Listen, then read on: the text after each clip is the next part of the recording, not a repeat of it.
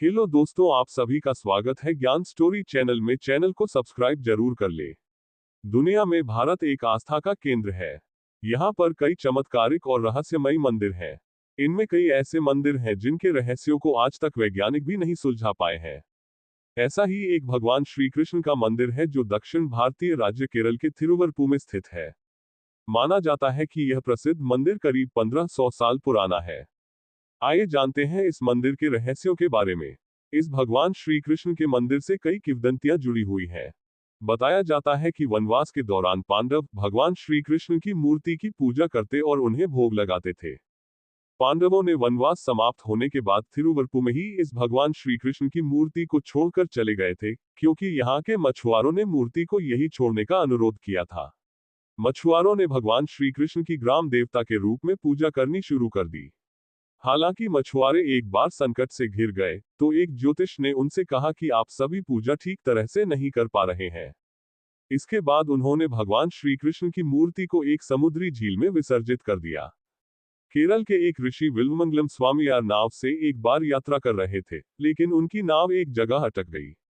लाख कोशिशों के बाद भी नाव आगे नहीं बढ़ पाई, तो उनके मन में सवाल खड़ा होने लगा कि ऐसा क्या है कि उनकी नाव आगे नहीं बढ़ रही है। इसके बाद उन्होंने पानी में नीच डुबकी लगाकर देखा तो वहां पर एक मूर्ति पड़ी हुई थी। ऋषि विल्वमंगलम स्वामीयार ने मूर्ति को पानी में से निकाली और अपनी नाव में रख ली। इसके बाद वह एक वृक्ष के नीचे आराम करने के लिए रुके और मूर्ति को वहीं रख दी। जब वह जाने लगे तो मूर्ति को उठाने की कोशिश की, लेकिन वह वहीं पर चिपक गई।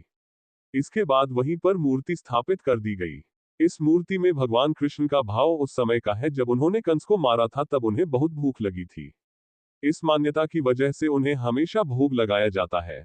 मान्यता है कि यहाँ पर स्थित भगवान के विग्रह को भूख बर्दाश्त नहीं होती है, जिसकी वजह से उनके भोग की विशेष व्यवस्था की गई है। भगवान को दिन में 10 बार भोग लगाया जाता है। अगर भोग नहीं लगाया जाता है तो उनका शरीर सूख जाता है।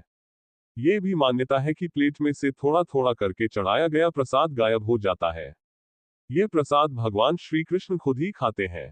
पहले इस मंदिर को आम मंदिरों की तरह ही ग्रहण काल में बंद कर दिया जाता था, लेकिन एक बार जो हुआ उसे देखकर सभी लोग हैरान रह गए।